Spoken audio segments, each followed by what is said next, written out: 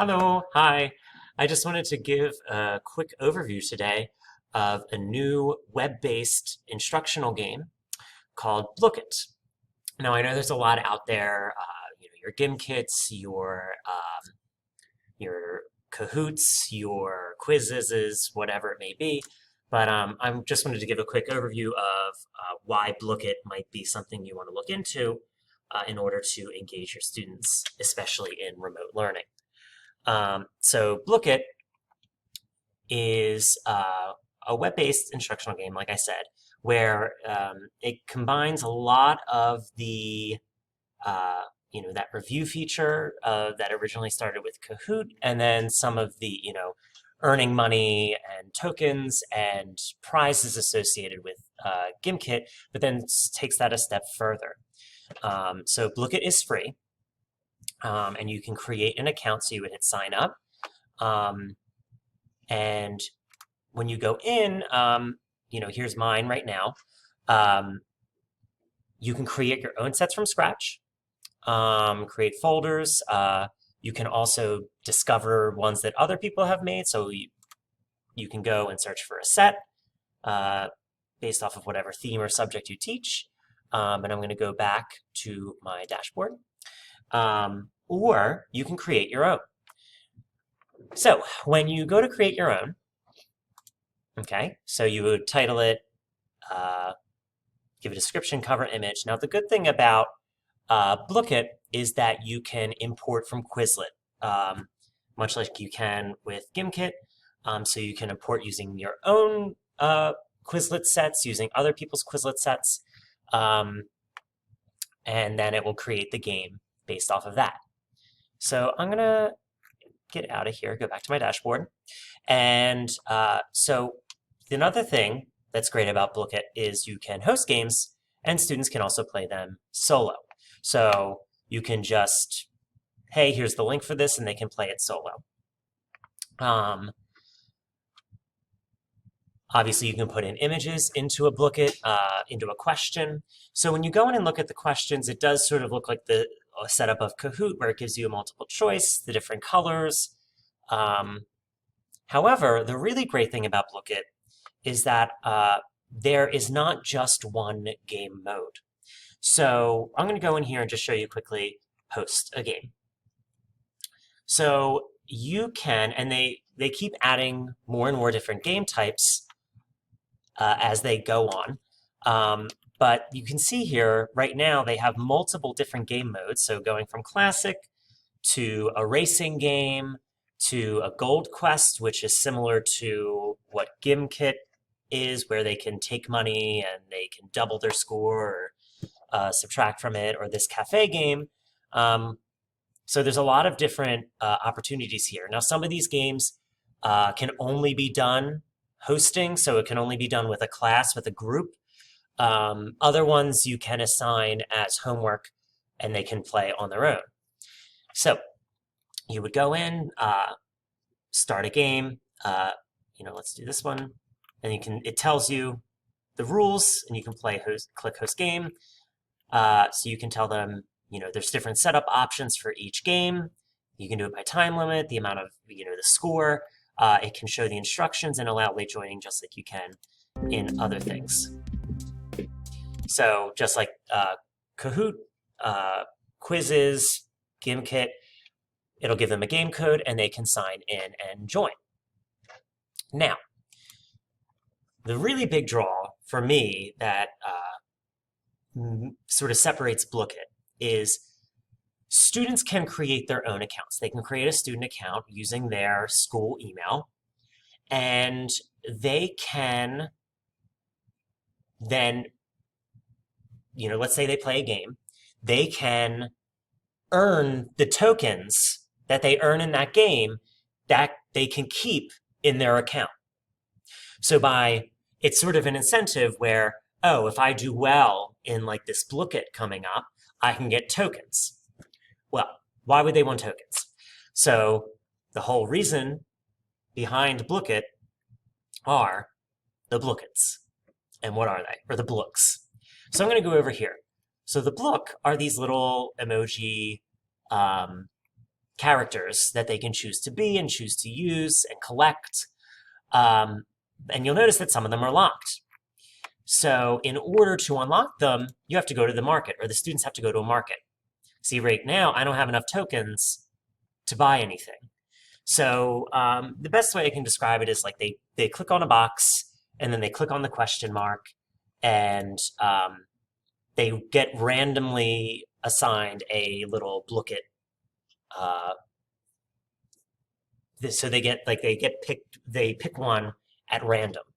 So there are some that are rarer and some that are more common. So it's almost like a digital, I would say, like Pokemon, where you never know what cards you're going to get when you buy a pack, but you want to buy the pack.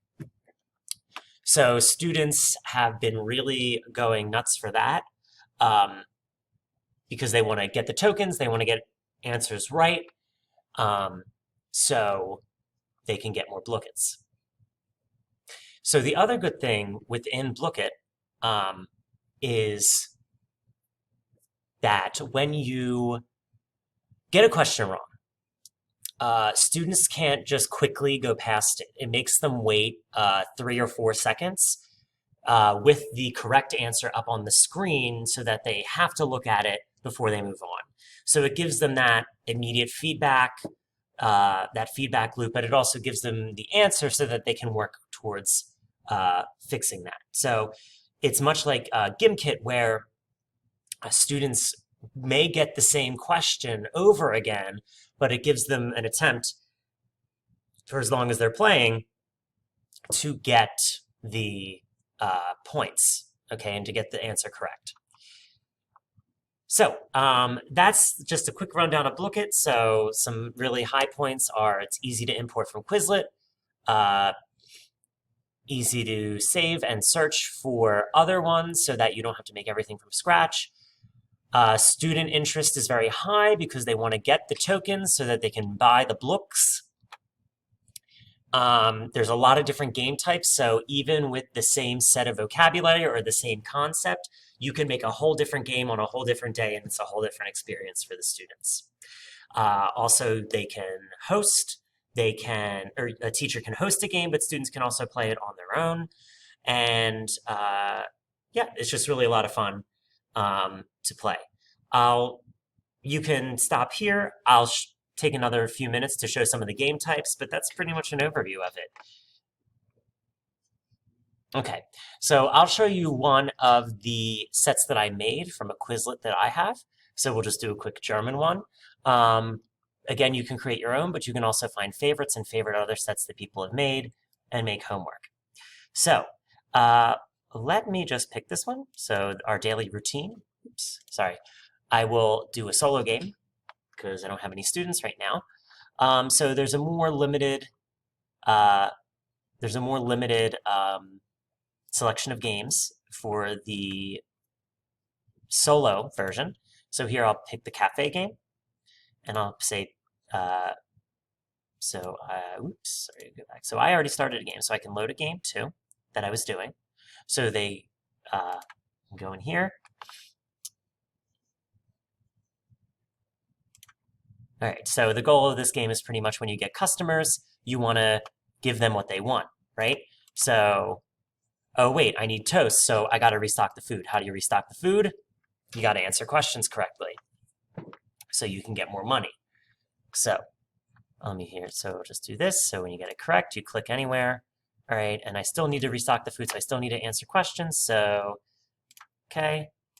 All right, so now I have enough toast. I'm going to give that guy.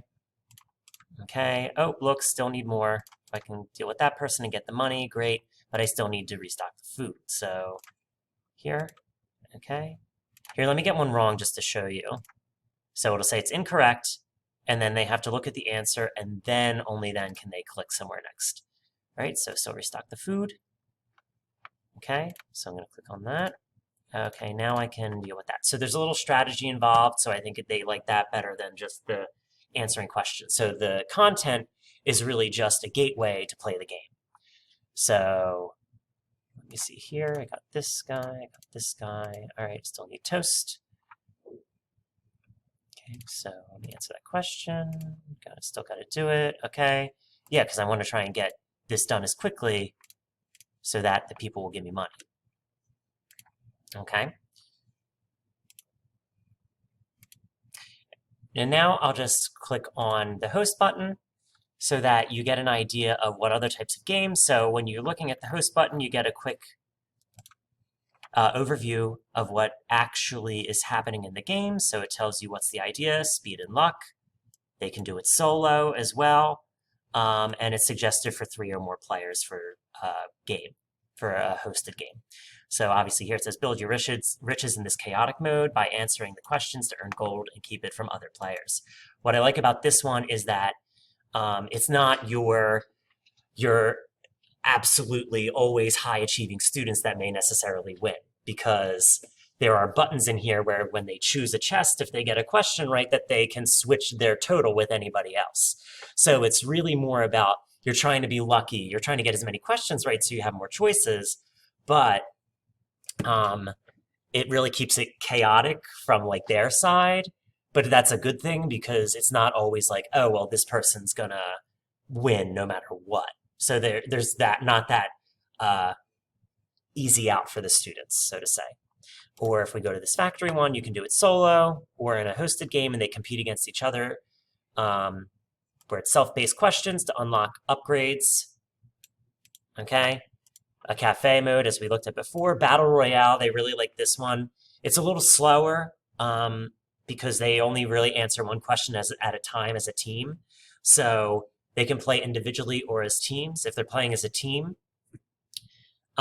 teams are put against each other. And the team with the most people that gets it right win.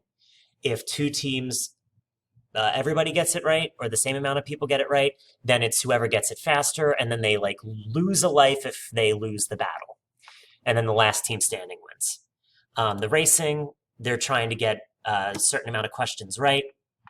So you can get power-ups, but you can get power-ups to go faster because you're trying to get to the finish line first.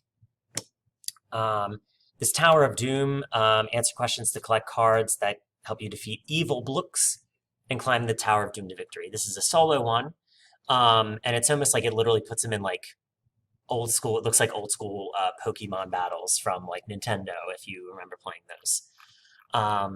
So yeah, there's a whole lot of game modes here, and you see even more. They're coming out with them regularly, so they keep updating it, keep upgrading it, and it's really great for something that's absolutely free, for a really good version of the website. If you have any questions, feel free to let me know. You can post in the comments below, or shoot me an email.